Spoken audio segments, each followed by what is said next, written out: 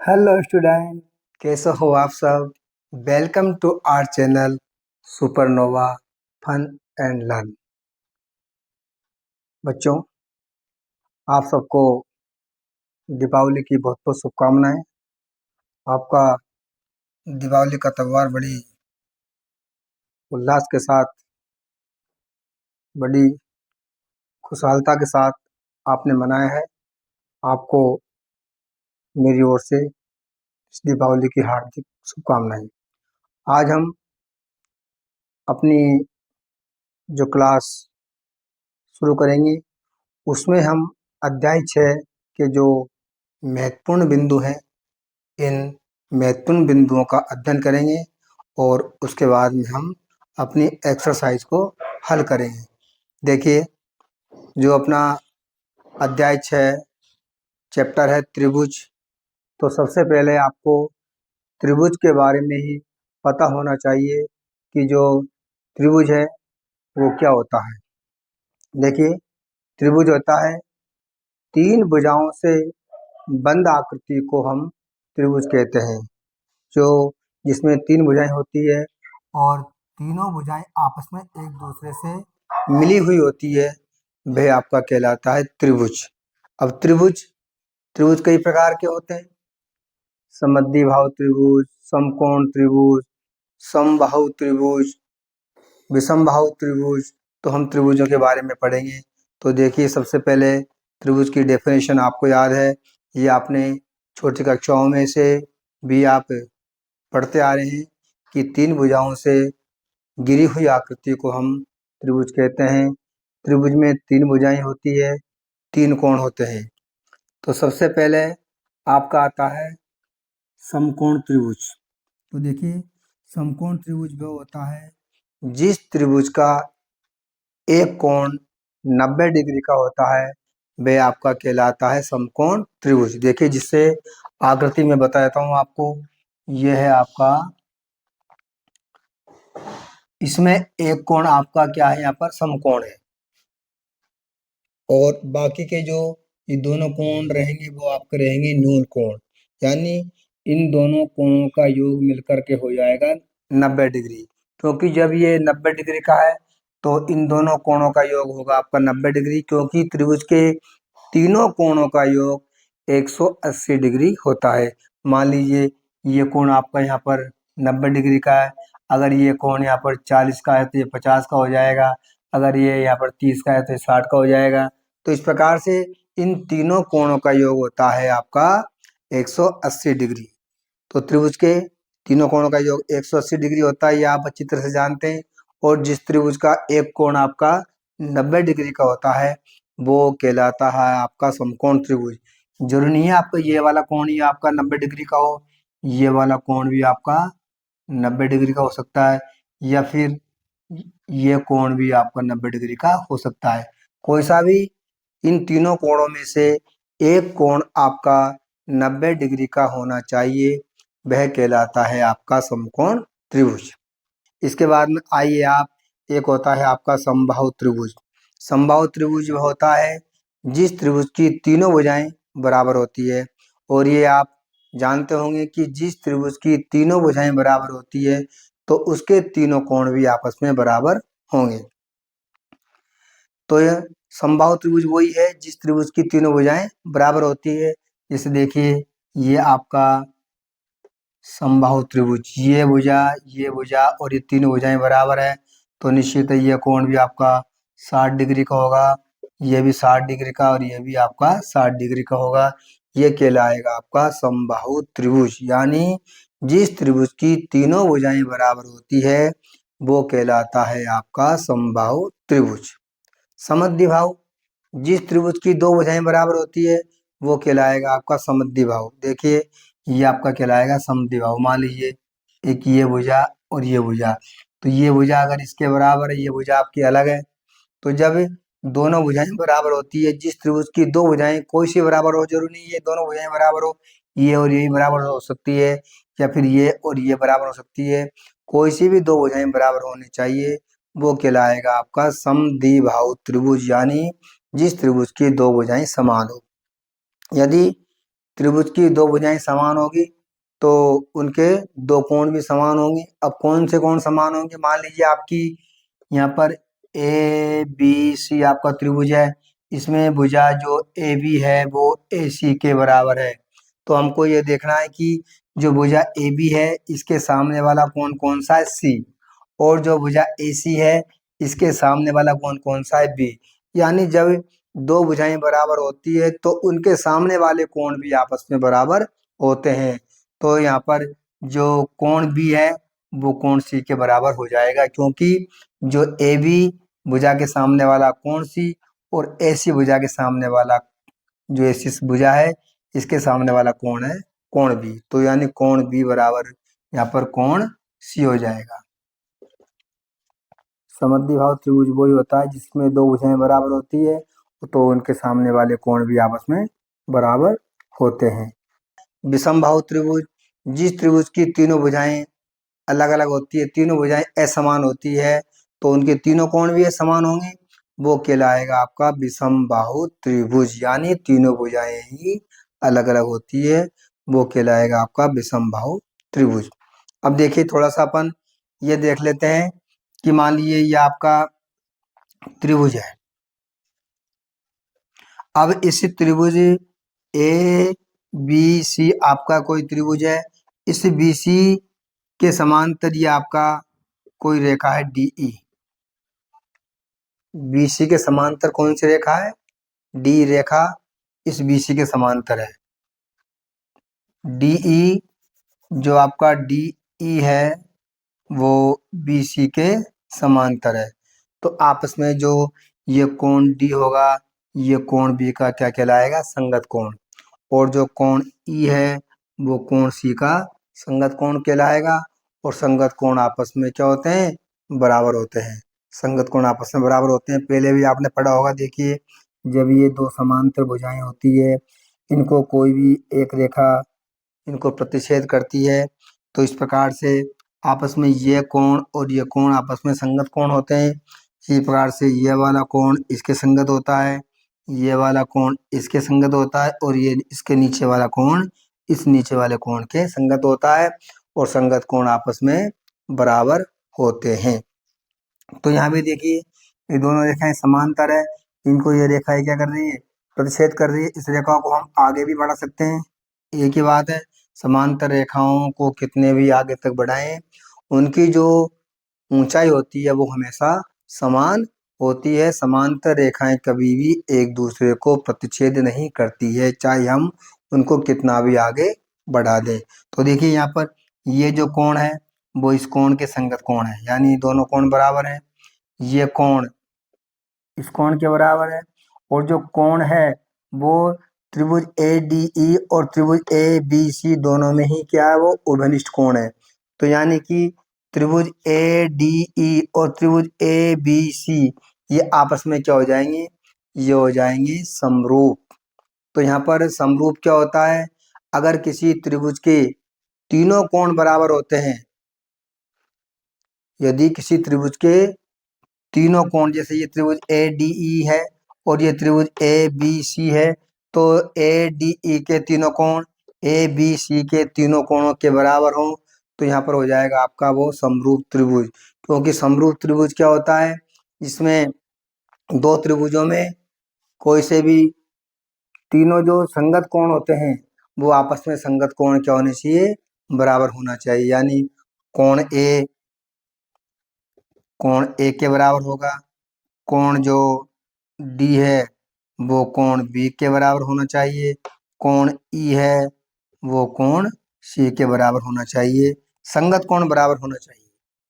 और जो इनकी भुजाएं हैं वो होनी चाहिए एक दूसरे के समानुपाती, यानी एक ही अनुपात में होनी चाहिए, तो वो त्रिभुज समरूप होंगे। यदि दो त्रिभुजों में तीनों कोण बराबर हैं तो निश्चित है कि उनकी जो संगत भुजाएं हैं वो भी एक ही अनुपात में होगी, यानी समानुपात में होगी। और यदि दो त्रिभुजों में तीनों भुजाएं समानुपाती है तो उनके संगत कोण आपस में क्या होते हैं? बराबर होते हैं। यानी यहाँ कहने का मतलब यह है कि दो त्रिभुज समरूप जब होते हैं या तो उनके तीनों संगत कोण बराबर हों या फिर उनकी तीनों संगत भुजाएं एक दूसरे के समानुपाती हो तो वो कहलाते हैं आपके समरूप त्रिभुज। हमने कक्षा 9th में पढ़ा था सर्वांग सम त्रिभुज के बारे में। सर्वांग सम त्रिभुज के बारे में थोड़ा सा मैं बता देता हूँ। देखिए, मान लीजिए ये आपका त्रिभुज ए बी सी है और यहाँ पर है आपका त्रिभुज ये डी ई और एफ। सर्वांग सम जो त्रिभुज होते हैं, सर्वांग सम त्रिभुजों में तो क्या होता है, तीनों कोण भी बराबर होने चाहिए और तीनों भुजाएं भी आपस में एक दूसरे के बराबर होनी चाहिए। तीनों संगत कोण और तीनों संगत भुजाएं भी आपस में बराबर होनी चाहिए। जैसे यहाँ पर ये जो कोण ए है वो कोण डी के बराबर होनी चाहिए, कोण बी है वो कोण ई के बराबर होना चाहिए, कोण सी वो कोण एफ के बराबर होना चाहिए और भुजा जो ए बी है वो भुजा ए बी बराबर डी ई, क्योंकि जो ए बी भुजा है वो डी ई की संगत भुजा है। इसी प्रकार से जो बी सी भुजा है वो ई एफ की संगत भुजा है, तो बी सी और ई एफ दोनों भुजाएं बराबर होनी चाहिए और ए सी जो भुजा है वो डी एफ के बराबर होना चाहिए। तो यहाँ पर जो त्रिभुज ए बी सी है वो हो जाएगा सर्वांग सम त्रिभुज डी ई एफ के। यानी किन्हीं दो त्रिभुजों में यदि तीनों कोण बराबर हैं और तीनों भुजाएं भी आपस में एक दूसरे के बराबर हों तो वो कहलाते हैं आपके सर्वांग सम त्रिभुज। जबकि समरूप त्रिभुज का अलग नियम है। समरूप त्रिभुज में क्या होता है, तीनों कोण तो बराबर होने चाहिए, तीनों संगत कोण बराबर होने चाहिए, बाकी उनकी जो तीनों संगत भुजाएं हैं वो एक दूसरे के समानुपाती होनी चाहिए। समानुपाती से मतलब होता है, मान लीजिए आपका ये त्रिभुज ए बी सी है और यहाँ पर ये त्रिभुज है आपका डी ई और एफ।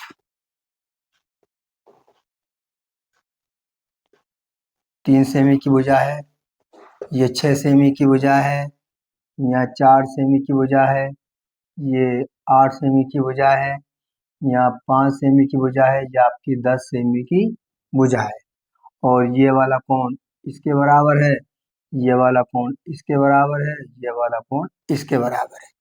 तो देखिए, समरूप त्रिभुज और सर्वांग सम त्रिभुज, सर्वांग सम त्रिभुज में तो तीनों कोण बराबर होते हैं और तीनों भुजाएं आपस में संगत भुजाएं आपस में बराबर होती है। लेकिन समरूप त्रिभुज में क्या है, तीनों संगत कोण बराबर होते हैं और जो तीनों संगत भुजाएं होती है वो एक दूसरे के समानुपाती यानी समान अनुपात में होती है। कैसे, जैसे ये ए बी भुजा है वो डी ई भुजा के समानुपाती है। क्यों है, क्योंकि ए बी बटा डी ई बराबर ए बी का मान है 3 और डी का मान है 6। जब हम इन दोनों को एक दूसरे को जब काटते हैं तो ये आ जाएंगे आपके 3 एकम 3 और 3 दूने 6, 1/2। इसी प्रकार से बी सी की जो संगत भुजा है वो है आपकी ई एफ, तो बी सी बटा ई एफ बराबर यहाँ पर 4 ई एफ आपका 8, इनको काटने पर आएंगे 1/2। इसी प्रकार से ए सी की जो संगत भुजा है वो है डी एफ, तो ए सी बटा डी एफ कर देंगे तो यहाँ पर ए सी का मान है 5 डी एफ का मान है 10, इनको काटने पर आएगा आपका 1/2। तो हम देखते हैं कि ए बी बटा जो डी है इसका मान 1/2, बी सी बटा ई एफ का मान भी 1/2 और ए सी बटा डी एफ का मान भी 1/2। यानी कि यहाँ पर ए बी बटा डी ई बराबर बी सी बटा ई एफ बराबर ए सी बटा डी एफ बराबर 1/2।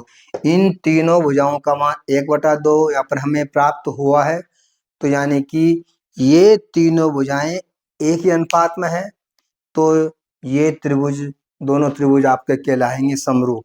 समरूप त्रिभुज वो होते हैं जिनकी भुजाएं एक दूसरे के समानुपाती यानी एक ही अनुपात में होती है और इनके तीनों कोण बराबर होते हैं। यदि तीनों कोण बराबर होंगी तो भुजाएं आपस में संगत भुजाएं समानुपाती होगी।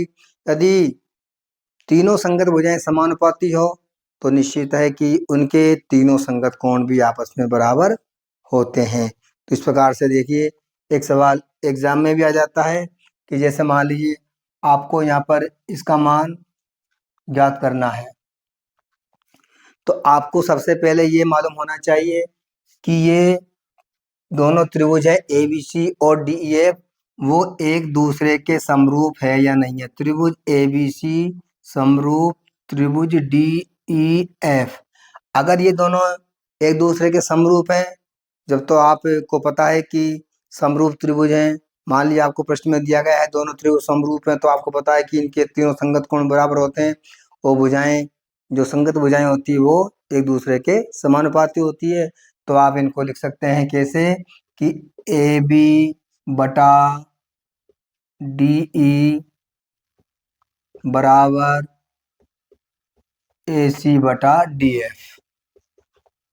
तो यहाँ पर जो AB का मान है वो है आपका 3 और DE का मान है यहाँ पर x बराबर AC का मान हम लिख देंगे 5 बटा और DF का जो मान है वो लिख देंगे यहाँ पर 10। अब इनको हल करेंगे तो देखिए 5 को जब x से गुणा करेंगे तो यहाँ आएगा 5x बराबर 3 को 10 से गुणा करेंगे तो यह जाएगा 30। x बराबर हो जाएगा 30/5 यानी x का मान आएगा 6। तो इस प्रकार से हम समरूप त्रिभुजों में यदि हमको कोई सी भी भुजा का मान ज्ञात करना है तो उनकी भुजाओं को समानुपात में रख करके हम उस भुजा का मान ज्ञात कर सकते हैं। यहाँ आप इस प्रकार से भी कर सकते थे कि AB बटा DE बराबर BC बटा EF। AB बटा DE ये दोनों संगत भुजाएं हैं। यहाँ पर हमको DE का मान ज्ञात करना है तो AB बटा DE तो हमको करना ही है।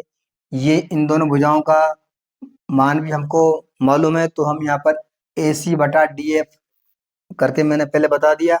अगर ये भुजा बराबर नहीं करना चाहते, आप समानुपात में नहीं लिखना चाहते, तो आप इनका मान भी हमको मालूम है, तो आप यहाँ BC बटा EF भी लिख सकते हैं कि AB बटा DE बराबर BC बटा EF।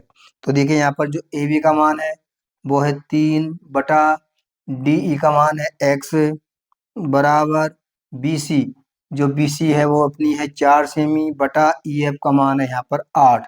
जब हम इनको हल करेंगे तो 4 को x से गुणा करेंगे तो 4x बराबर 8×3 = 24 और x बराबर आ जाएगा 24/4 और 24 को जब हम 4 से काटते हैं तो कटेंगे 6 बार, यानी x का मान आ गया 6। तो देखिए पहले भी हमारा x का मान 6 आया था और अब भी हमारा x का मान 6 है। तो यानी समरूप त्रिभुजों की जो भुजाएं होती है वो एक संगत भुजाएं वो एक दूसरे के समानुपाती होती है। तो देखिए समरूप त्रिभुज के बारे में आप समझ गए। अब यहाँ समरूप आपको जरूरी नहीं है त्रिभुज समरूप होते हैं। यहाँ पर मान लीजिए 2 वृत्त है तो वृत्त भी हमेशा समरूप होते हैं, क्योंकि वृत्त का जो आकार है वो एक जैसा होता है। यानी समरूप वो होते हैं जो छोटे बड़े हो सकते हैं लेकिन उनका रूप एक होना चाहिए, तो वो हो जाएंगे आपके समरूप, यानी रूप समान होना चाहिए तो वो समरूप हो सकते हैं आपके। जैसे अभी आपका वर्ग है, 2 वर्ग भुजाओं में छोटे बड़े हो सकते हैं लेकिन वो दोनों वर्ग आपस में समरूप होते हैं, क्योंकि उनके जो वर्ग के जो कोण होते हैं वो 90 डिग्री होते हैं। यदि उनके 4 कोण आपस में एक दूसरे के संगत कोण समान है तो वो क्या होंगे, आपके समरूप होंगे। तो यहाँ भी आपका जैसे मान लीजिए वर्ग है, ये वर्ग चाहे आपके छोटे बड़े हो सकते हैं लेकिन ये वर्ग आपके क्या रहेंगे, एक दूसरे के समरूप। तो 2 वर्ग हमेशा एक दूसरे के समरूप होते हैं। मान लीजिए आपका व्रत है, व्रत भी आपके छोटे बड़े हो सकते हैं लेकिन ये भी आपके क्या रहेंगे, समरूप रहेंगे। 2 व्रत भी हमेशा समरूप रहेंगे। मान लीजिए आपका समबाहु त्रिभुज है, समबाहु त्रिभुज भी आपस के एक दूसरे के समरूप रहेंगे, क्योंकि इनके जो कोण है वो यहाँ पर समान होते हैं। तो कोण समान है तो इनका जो रूप है वो आपस में समान रहेगा। तो समबाहु त्रिभुज भी एक दूसरे के समरूप होते हैं। तो हम इस प्रकार से अगर मान लीजिए यहाँ पर हमने बना दिया एक आयत, और एक बना दिया वर्ग, अब ये आपके समरूप नहीं होंगे, चाहे इनके चारों कोण बराबर है, लेकिन ये समरूप नहीं, क्योंकि यहाँ पर आकृति से ही पता लग रहा है कि ये इनके रूप आपस में समान नहीं है। तो आयत और वर्ग एक दूसरे के समरूप नहीं हो सकते।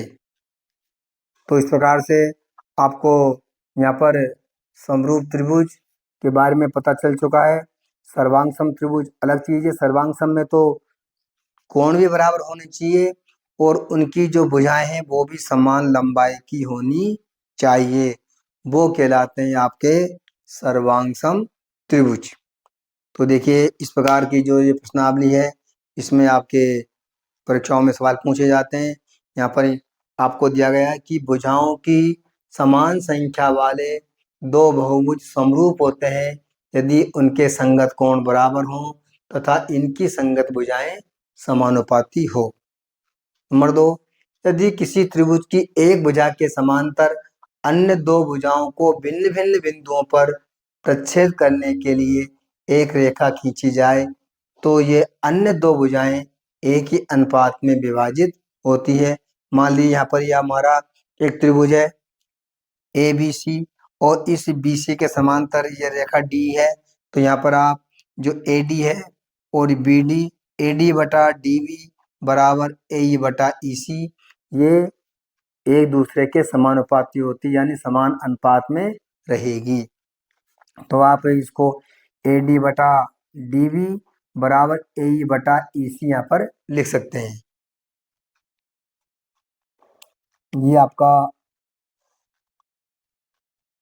त्रिभुज है ए बी सी और इस बी सी भुजा के समांतर ये आपकी एक रेखा है डी ई, जो डी ई है वो बी सी के समांतर है। तो यानी कि जो इनके सबसे पहले आपको देखना है कि ये समरूप क्यों है। समरूप इसलिए है, अभी आपको थोड़ी देर पहले मैंने बताया था कि समांतर रेखाओं, दो समांतर रेखाओं को कोई भी रेखा प्रच्छेद करती है तो इस प्रकार से संगत कोण बनते हैं। ये संगत कोण जो कोण डी है वो कोण बी के बराबर होगा और ये कोण इसके बराबर होगा। तो हमको पता है कि त्रिभुज ए डी ई में ये कोण इसके बराबर है और ये कोण इसके बराबर है और कोण ए दोनों में क्या है, उभयनिष्ठ कोण है। तो यानी त्रिभुज ए डी ई और त्रिभुज ए बी सी आपस में क्या हो गए, ये समरूप त्रिभुज।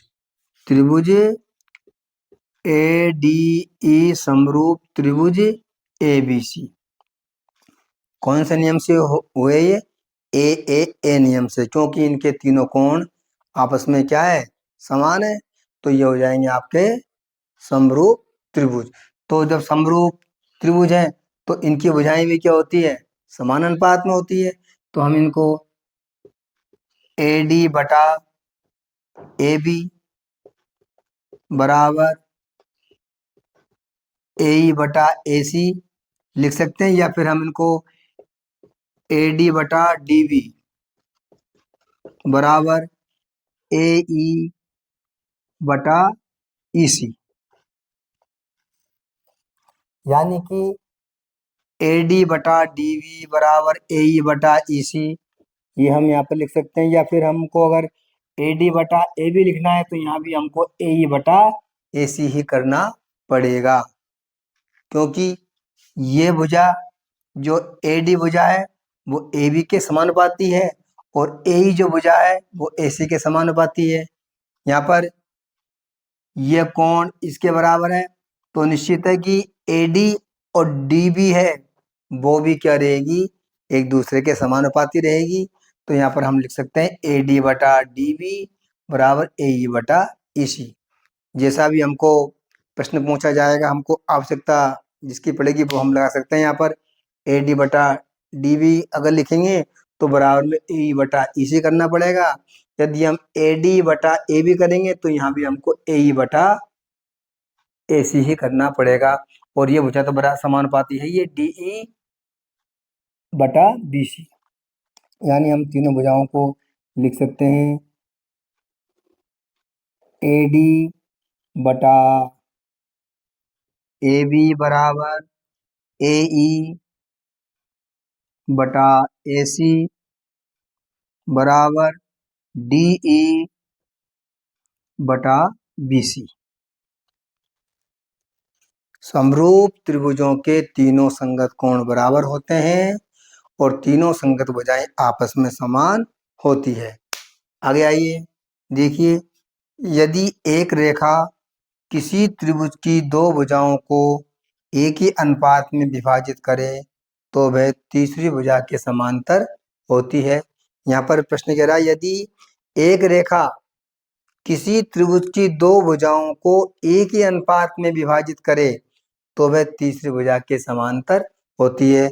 यहाँ पर भी ये प्रमेय इसकी विलोम है।